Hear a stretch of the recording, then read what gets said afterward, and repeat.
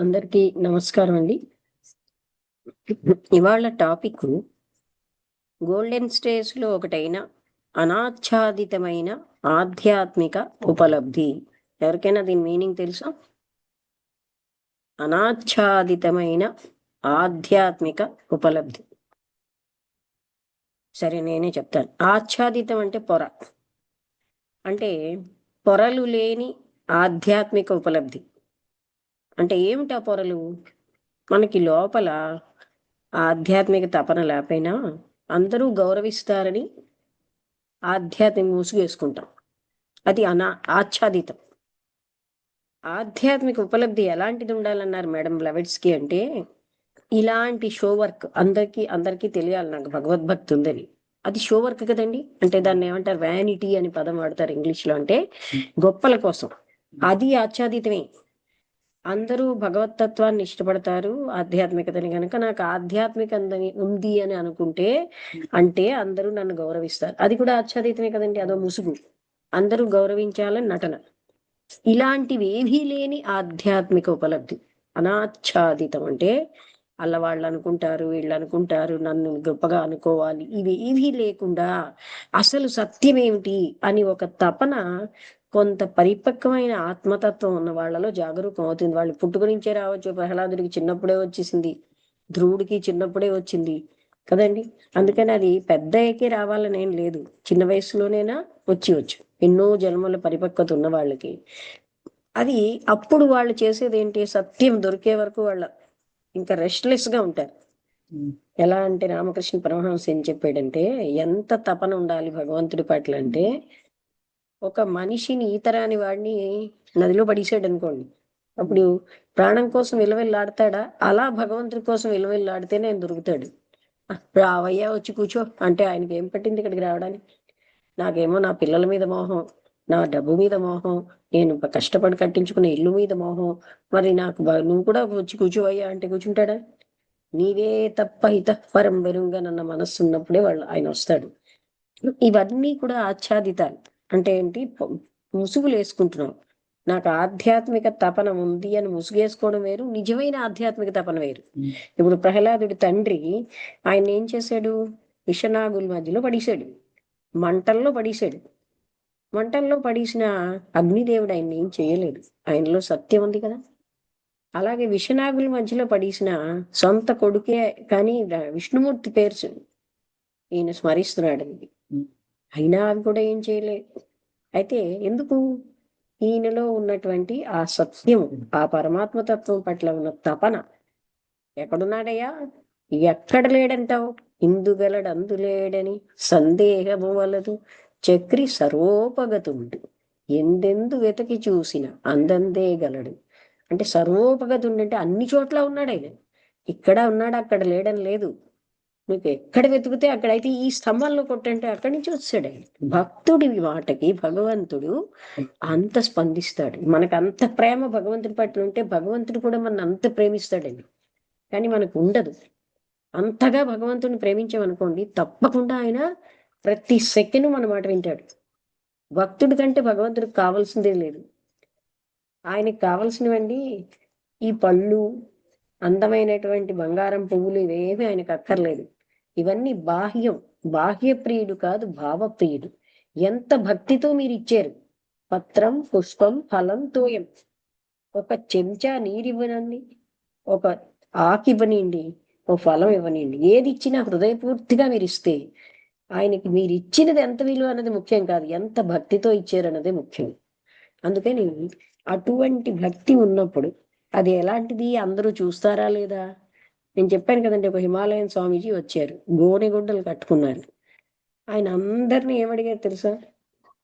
నువ్వు ఏం వదిలేసేవయ్యా భగవంతుడి కోసం? మీరాబాయి లోకలజ్జ వదిలేసింది, అంత రాకుమారి అంటే రాణిగారు కోడలయ్యుండి రాజుగారి. నువ్వేం వదిలేవు భగవంతుడి కోసం?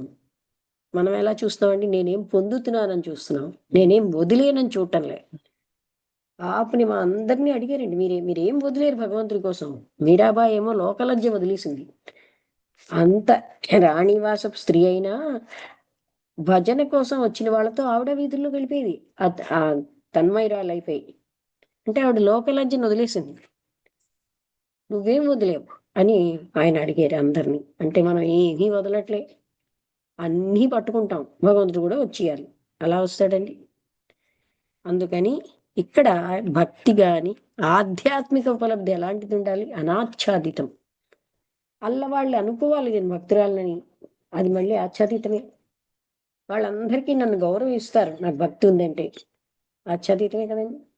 ఇవన్నీ కూడా లేనటువంటి ఆధ్యాత్మిక ఉపలబ్ధి అంటే ఎలాంటి ముసుగు లేకుండా కేవలంగా భగవంతుడే కావాలి.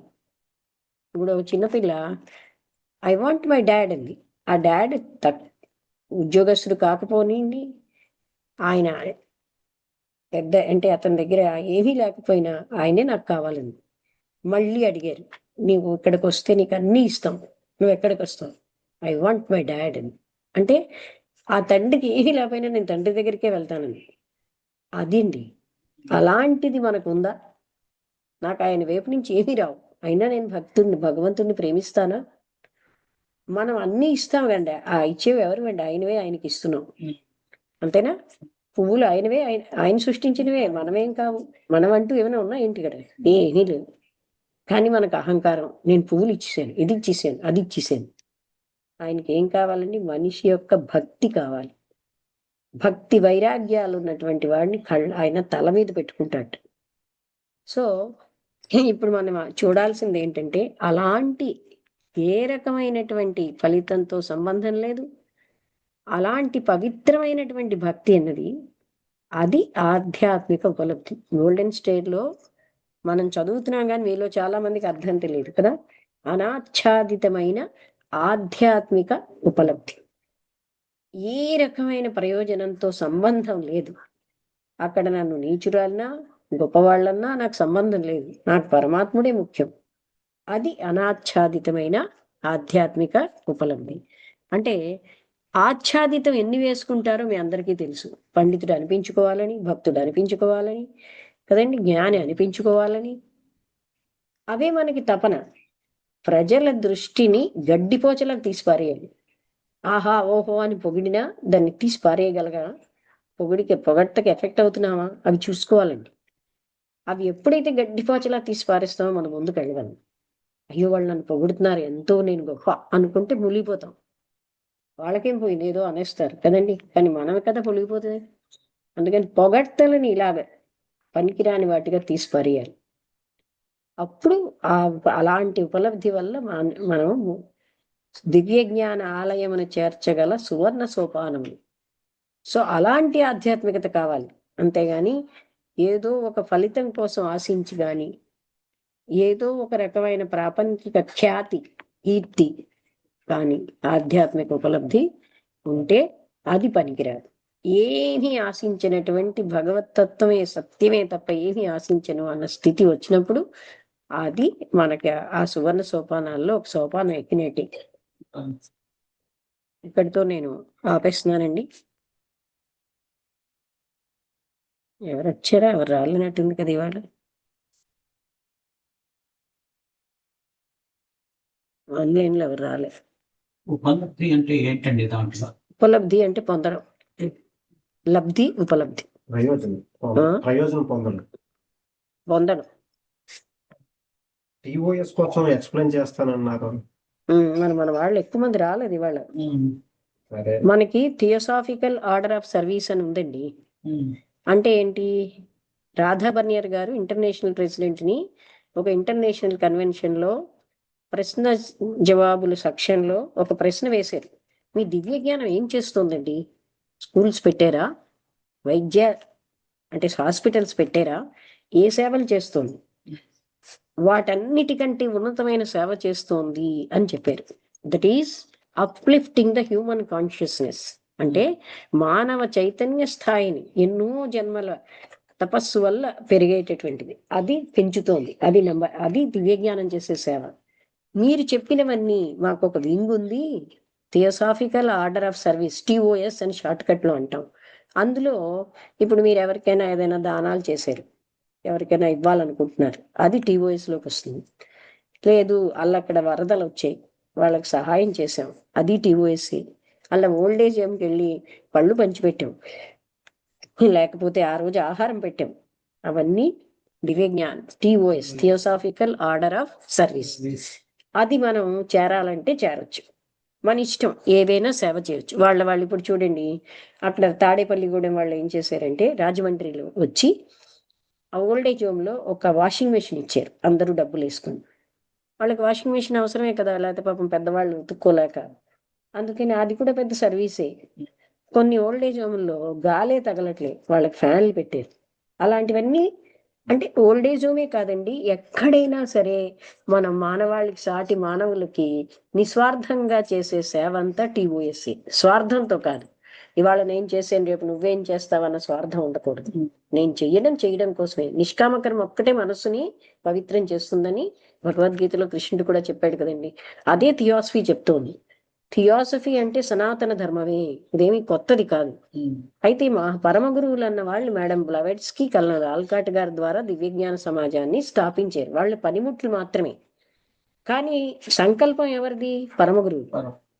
అందుకని ఇది మామూలుగా మనుష్యుల చేత స్థాపించబడింది కాదు. అంటే వాళ్ళు ఏంటంటే అవసరమైతే కనిపిస్తారు. పరమ గురువులు ఎవరు అంటే వాళ్ళకి ఏ రకమైన కర్మ బాకీ లేదు. వాళ్ళు మానవాళి మీద అనంత కృపతో జన్మనెత్తుతారు సహాయం చేద్దామని.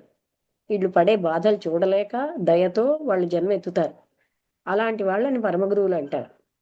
అటువంటి పరమగురువులు హైయెస్ట్ వాళ్ళే, వాళ్ళ చేత స్థాపించబడిన సంస్థ. అందులో ముఖ్యంగా ఇద్దరు పరమగురువులు, మాస్టర్ మౌర్య, మాస్టర్ కుటుంబి, వాళ్ళిద్దరే ఇందులో లీడింగ్. అయితే మిగతా వాళ్ళకి సంబంధం లేదా, అందరూ కోఆపరేట్ చేస్తారు. మానవాళ్ళంతా ఉన్నత స్థాయి రావడాలంటే ఇప్పుడు మనకి రష్యా వాళ్ళండి, వీళ్ళు ఈ కులం అండి, ఇలాంటి సంకుచిత అభిప్రాయాలు మనకున్నాయి. కానీ పరమ గురువులకి ఆ మానవాళ్ళంతా ఒకటే. అక్కడ కులం మతం అనే భేదమే లేదు, ఈ దేశం ఆ దేశం అన్న భేదం లేదు. అలాగా స్థాపించబడింది దివ్యజ్ఞాన సమాజం. అందుకని ఏ మానవులు ఎవరి కష్టంలో ఉంటే వాళ్ళకి సహాయం చేయడం, అలా అని మనం ఎంత చెయ్యగలమో అంతవరకు. ఎప్పుడు ధన సహాయమే కాకపోవచ్చు, ఒకప్పుడు వ్యక్తిగతంగా వెళ్ళి, ఇప్పుడు చూడండి ఆ వరదల్లో ఆయన ఎవరు, రావు గారని, అప్పటికే ఆయనకి 80 ఏళ్ళు పైన దాటిపోయిన ఆయన అక్కడికి వెళ్ళి సేవ చేశారు. అలాగే ఒక మహాపాత్రు అని ఒక ఆవిడ, నేను వాళ్ళ ఇంట్లో రాత్రి ఉన్నానండి. అప్పటికి ఆవిడకి 78 ఏళ్ళు, ఇప్పుడు 90 ఏళ్ళుట. ఆవిడ ఇల్లంతానండి, అదేమంటారు డూప్లెక్స్ ఇల్లు, ఒక్క మనిషి ఇల్లంతా క్లీన్ చేసుకునేవారు ఆ వయసులో. తర్వాత బాత్రూమ్లు ఎంత క్లీన్ గా ఉన్నాయో నేను అడిగాను, ఎవరు చేస్తారంటే నేనే అన్నారు. ఆవిడట వరదల్లో ఇంతవరకు నీళ్లలో మునిగి పక్క వాళ్ళ భోజనాలు అందించారు ఏంటి ఆ వయసులో. సో ఇలాంటివన్నీ నేను థియోసాఫికల్ ఆర్డర్ ఆఫ్ సర్వీస్ అనే సంస్థలో చేస్తాం. అంటే ఇప్పుడు మనం చేసే సేవా కార్యక్రమాలన్నీ టీఓఎస్ లోకి వస్తాయి. ఇప్పుడు జంతువులకి బాధ వచ్చింది, ఇప్పుడు మా ఇంట్లో ఒక పిల్లి ఏమైంది, 2 ఇలాంటి మడత ఉంటుంది కదండి కుర్చీ, దాని లోపల ఉండిపోయింది దాని కాలు. అప్పుడు నేను వెంటనే కిషోర్ అనే అబ్బాయి మీ అందరికీ మందులు ఇస్తాడు కదా, తనకు ఫోన్ చేశాను. ఏముందండి పాలలో ఆర్నికా కలిపిండి అన్నాడు. ఇలా ఇలా వేలాడిపోతుంది దాని కాలు. 3వ రోజుకి ఇలా పెట్టేసరికల్లా కాలు మామూలుగా నడిచేసింది. అర్థమైందా మీకు? పిల్లులకు కూడా ఆర్నిక పనిచేసింది. సో జంతువులకి, మనుషులకి ఇలా మనం చేసే సేవ అంతా కూడా TOS, theosophical order of service. మీకు అది ఇష్టం ఉంటే, ఎందుకంటే అందరూ వచ్చినప్పుడు అడుగుదాం అనుకున్నాను, యూత్ అందరికి టీఓఎస్ చాలా ఇష్టం ఉంటుంది. మనం కూడా అక్కడ, నేను శివప్రసాద్ గారు అన్న ఆయన మనకి ఇందులో హెడ్, ఆయనతో మాట్లాడదామంటే నాకు కుదరలే. అప్పుడు ఆయనతో లాస్ట్ లో చెప్పాను, నేను ఫోన్ చేస్తాను మీకని. మనం ఫోన్లోని మీరందరూ కలిపి మీకు నచ్చిందంటే మనం టీఓఎస్ కూడా పెట్టుకుని, టీఓఎస్ తరఫున మీరు కూడా సేవలు చేస్తూ, ఏవో మీరేం చేస్తే అదే రాస్తాం అందులో. అర్థమైందా? ఏవో ఒక సేవ చేస్తూ ఉండాలి, మనకున్న దాంట్లోనే మనం సేవ చేయడం, అది టీఓఎస్ అండి. అది ఎందుకంటే మీ అందరికి ఇవాళ టీఓఎస్ తరఫున ఏంటి, ఇవాళ మీటింగ్ లో ఏం చెప్పారంటే, మన లాడ్జి మేమేం ఒప్పుకున్నాం, ఒక స్టడీ క్లాస్ పెట్టడానికి టార్గెట్స్, అంటే దాని గోల్స్. ఇంకా దేనికి అంటే ఆన్లైన్ ఎలాగ చెప్తున్నాను, అది కాకుండా ఆఫ్లైన్ ఒక మీటింగ్, అది కాకుండా ఒక కాలేజీకి వెళ్ళి, అందుకని ఇంజనీరింగ్ కాలేజ్ ప్రిన్సిపల్ గారితో మాట్లాడితే తప్పకుండానండి టాపిక్ చెప్పండి అన్నారు. చెప్తాను నేను ఆలోచించి అన్నాను. అంటే వాళ్ళకి ఆ, విలువలు అలాంటి విషయాలు చెప్పడం అని అలా మనం ఒక కాలేజీకి వెళ్ళి అది నేను ఒక కాలేజీకి వెళ్ళి ఉపన్యాసం మా ప్రెసిడెంట్ గారే చెప్పారు మీరు కాలేజీకి వెళ్ళి ఉపన్యాసం ఇవ్వండి అని. సో అదొక టార్గెట్ మన లాడ్జి తరఫున మనం ఏం చేయబోతున్నాం ఇంకో 5 అన్నాం కానీ ఇంకా ఎక్కువ మందే వస్తారు మనకి ఈసారికి 5 నాయుడు గారి తల్లి తండ్రి మీరు చూడండి నాయుడు గారి తండ్రి ఎంత ఆసక్తి చూపెట్టారో కదండి మీ నాయుడు గారి తండ్రి అన్నా ఇతని తండ్రి అన్నా ఇద్దరు వీళ్ళు బ్రదర్స్ కదండి. రమణ గారి తండ్రి మళ్ళీ మొన్న వచ్చారు. ఆయన ఎంత హ్యాపీగా కదండి ఫీల్ అయ్యారు కదా. ఆయన ఏమన్నారు మీ అందరూ నేను ఇంత వయసులో చేయలేను కానీ మీకు అన్నీ నేను చెప్తాను పైన స్తంభాలని కడతానన్నారు. అవి ఏంటంటే వాటిలో ఇసుక ఎక్కువ వేసేయడం వల్ల అవి పడిపోయి నేను వాటిని మీరందరూ ఒక రోజు ఉంటే నేను మీకు అన్నీ చెప్తాను అన్నారు. సో ఆ రకంగా ఆయన వాలంటరీగా అంత పెద్ద వయసులో ఇంకా ఆయన అన్నారట అక్కడికి వెళ్తే దైవే తెలియట్లేదు అన్నట్టు కదండి. ఏమన్నారో మీరే చెప్పండి. తెలియకున్నారు. అంటే ఇక్కడ ఉంటే ఆలోచన రావట్లేదు. ఇలా బయటికి రోడ్డు మీదకి మామూలుగా టర్నింగ్ వెళ్ళేటప్పటికి అమ్మ కోసం మాట్లాడారు అనమాట.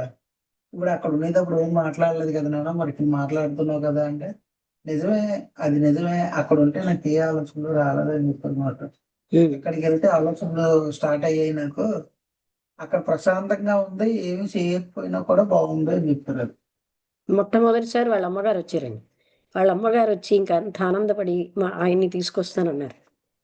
ఏం చెప్పాలంటే నేను ఇదే మాట్లాడాను అందరితో కూడా. అంటే విషయం అంతే కదండి, ఒక్కొక్క టాపిక్ ఒక్కొక్క రోజు వస్తుంది. అయితే వాళ్ళ అమ్మగారు కూడా అవన్నీ దేవుడి పూజ సామాన్లన్నీ తను తోవేశారు. ఆవేళ మీరు ఉన్నారో లేదో కదా, వీళ్ళ మదర్ వచ్చారు. ఆవిడ ఉద్యోగం చేస్తున్నారు, ఆవిడకి టైం ఉండదు పాపం. అలా అయినా ఆ రోజు ఏదో రకంగా వచ్చారు. తర్వాత ఈసారి వాళ్ళ అమ్మగారు నాన్నగారు వచ్చారు. తర్వాత వాళ్ళ నాన్నగారు ఒకరు వచ్చారు. వచ్చి అదే ఆయన కూడా అన్నారట, నాకు ఆశ్చర్యం అనమాట. అంటే దానికి నాయుడు గారు ఒకటి అడిగారు ప్రశ్న, మా పిల్లడా మిమ్మల్ని ఇష్టపడుతున్నాడు, మీ దగ్గరకు వస్తే మాకు ఎంతో హాయిగా ఉంటుంది. ఇప్పుడు ఇప్పుడు 15-16 ఏళ్ళు అమ్మాయి ఉంది కదండి, జయంత్ సిస్టరు, అమ్మా నాకు ఇక్కడే ఉండిపోవాలని ఉంటుందమ్మా, ఇంటికి వెళ్ళాలని లేదండి అని నేను సెలవులకు వచ్చేస్తానంది. ఆ వయసు వాళ్ళు మిమ్మల్ని ఇష్టపడుతున్నారు, ఆడవాళ్ళు మగవాళ్ళు ముసలివాళ్ళు ఇలా ఎలా సంభవం అని అడిగారు. నేనేం చెప్పాను జవాబు తెలుసా, నేనన్న సెంటర్ తీసిండి అక్కడ దైవమే పనిచేస్తాడు. నేనన్నది తీసేస్తే ఆ నేనన్నది ఉన్నప్పుడే మనం అన్ని అహంకారాలు వస్తాయి. అహంకారం తీసేస్తే దైవమే ఉంటాడు. ఇప్పుడు మీరు పొగిడారు అనుకోండి, నేనేమనుకుంటాను, ఆ దైవం పలికిస్తున్నాడు కనుక నాకు జ్ఞానం వచ్చింది. ఆయన శక్తి ఇవ్వకపోతే నేను మాట్లాడలేను కనుక ఆయనకే ఇవన్నీ బాగా చెప్పారన్నా అంటే ఎవరు బాగా చెప్పారు, ఆయన చెప్పించాడు. పలికెడిది భాగవతమట పలికించెడు వాడు రామభద్రుడట, తా పలికిన భయ హరమగుటే. అంటే భవరోగం అంతా పోతుంది.